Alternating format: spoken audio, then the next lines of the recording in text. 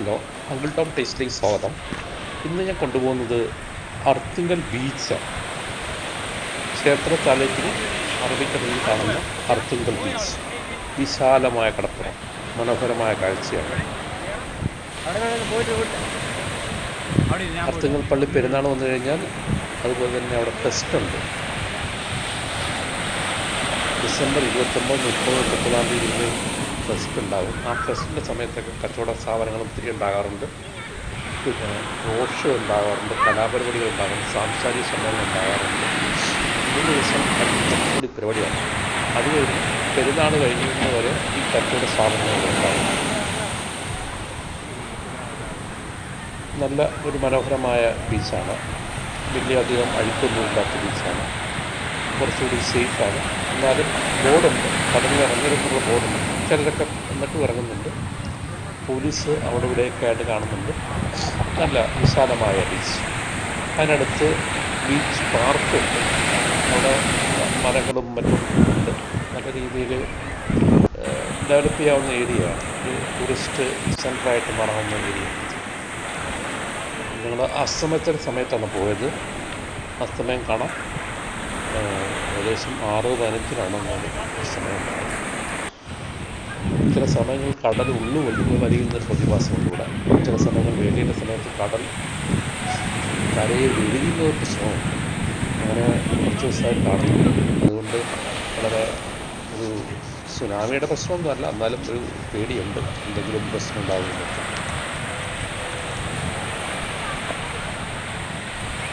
Thermocol boat പോയിട്ട് മീൻ പിടിച്ചിട്ട് വന്നിട്ട് ഇവിടെ തന്നെ ആ വലയിൽ നിന്ന് മീനെടുത്ത് വിൽക്കുന്നുണ്ട്. അങ്ങനെ കുറേ കാഴ്ചകൾ ഇവിടെ കാണാൻ പറ്റും. അസ്തമയമായിട്ടുണ്ട്. അസ്തമയം കാണാൻ പറ്റും. സൂര്യൻ ഒളിച്ചു കഴിഞ്ഞു. ഒത്തിരി കാഴ്ചക്കാരുണ്ട് ചുറ്റും. അതുപോലെ കച്ചവടവും പല പരിപാടികൾ നടക്കുന്നുണ്ട്. ബജ്ജിയും ഐസ്ക്രീമും കപ്പലണ്ടിയും എന്ത് വേണ്ട എല്ലാം ഇവിടെ ഉണ്ട്. അർത്തിങ്കൽ ബീച്ച് ഈ സൈഡിൽ വരികയാണെങ്കിൽ എല്ലാവരും കാണണമെന്നും നല്ല ഒരു ബീച്ചാണ്. അന്തർഫലി ബീച്ച്, മലാലി ബീച്ച്, അതിനിടയ്ക്ക് വരുന്നൊരു ബീച്ചാണ് അർത്തിങ്കൽ ബീച്ച്. ചെറിയ ചെറിയ വള്ളങ്ങളിൽ മീൻ പിടിക്കാൻ വേണ്ടി പോകുന്നവരുണ്ട്. അത് കാണാൻ പറ്റും. സൂര്യൻ അസ്തമിച്ചു കഴിഞ്ഞു.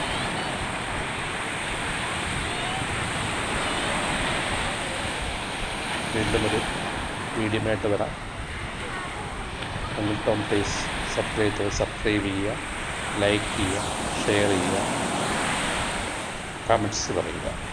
എന്തെങ്കിലും ഇമ്പ്രൂവ്മെൻറ്റ് വേണമെങ്കിൽ ചെയ്യാം. ബൈ.